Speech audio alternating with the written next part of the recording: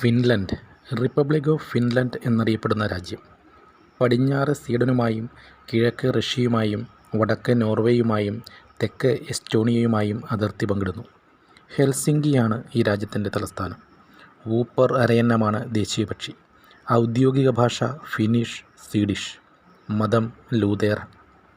3,38,145 kilometre ചുറ്റളവിൽ വ്യാപിച്ചു കിടക്കുന്ന ഈ രാജ്യത്ത് 2008 കണക്കനുസരിച്ച് ഏകദേശം 53,14,303 ആളുകൾ അധിവസിക്കുന്നു. കേരളത്തിൻ്റെ 1/7 ജനസംഖ്യ മാത്രമുള്ള അതിസുന്ദരമായ ഒരു ചെറിയ രാജ്യമാണിത്. യൂറോ ആണ് ഔദ്യോഗിക കറൻസി. സന്തോഷ സൂചിക പട്ടികയിൽ ലോകത്ത് ഒന്നാമത് നിൽക്കുന്ന രാജ്യമാണ് ഫിൻലൻഡ്. ലോകത്തിലെ ഭൂരിഭാഗം ആളുകളും ഫിൻലൻഡിനെ അറിയുന്നത് നോക്കിയയുടെ ജന്മസ്ഥലമായിട്ടാണ്. ലോകത്തിലെ തന്നെ അഴിമതിരഹിത രാജ്യങ്ങളിൽ 1-ാം സ്ഥാനത്താണ് ഫിൻലൻഡ്. വേനൽക്കാലത്തെ 3-4 മാസങ്ങളിൽ ഇരുട്ട് ഇല്ലാതെ 24 മണിക്കൂറും സൂര്യൻ്റെ സാന്നിധ്യമാണ്. പക്ഷേ ഗ്രീഷ്മം കഴിഞ്ഞ് ശിശിരത്തിൽ എത്തുമ്പോൾ നേരെ വിപരീതമാകും.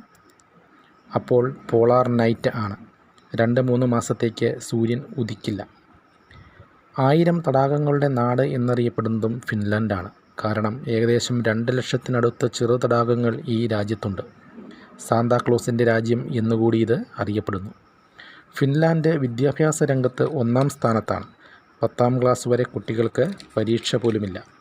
ഫിൻലാൻഡിൽ നന്നായി ശമ്പളം കിട്ടുന്നതും ഏറ്റവും ബഹുമാനിക്കപ്പെടുന്നതും പ്രൈമറി സ്കൂൾ അധ്യാപകരാണ്. മാനവശേഷി വികസനം ആണ് ഫിൻലൻഡിൻ്റെ വികസനത്തിൻ്റെ ആണിക്കല്ല്. 2001 ഡിസംബർ മാസത്തിൽ പിസ പഠനഫലങ്ങൾ പുറത്തു വന്നതോടുകൂടിയാണ് ഫിൻലൻഡ് എന്ന രാജ്യം വിദ്യാഭ്യാസത്തിൻ്റെ കാര്യത്തിൽ ലോക ശ്രദ്ധയിലേക്ക് വരുന്നത്. സ്വകാര്യ ട്യൂഷനുകൾ ഇല്ലാതെയും സ്കൂൾ സമയത്തിന് ശേഷമുള്ള ക്ലാസ്സുകളില്ലാതെയും ഭാരിച്ച ഹോംവർക്കുകൾ ഇല്ലാതെയുമാണ് ഫിൻലാൻഡ് വിദ്യാഭ്യാസത്തെ മികവ് തുടരുന്നത്. അമേരിക്കയിൽ അധ്യാപകനായിരുന്ന തിമോത്തി ഡി വാക്കർ ഫിൻലൻഡിൽ അധ്യാപകനാവുകയും അവിടുത്തെ വിദ്യാഭ്യാസ പ്രവർത്തനങ്ങളെ ഗവേഷണബുദ്ധിയാ നിരീക്ഷിക്കുകയും ചെയ്തതിൻ്റെ ഫലമാണ് ടീച്ച് ലൈക്ക് ഫിൻലൻഡ് എന്ന പുസ്തകം.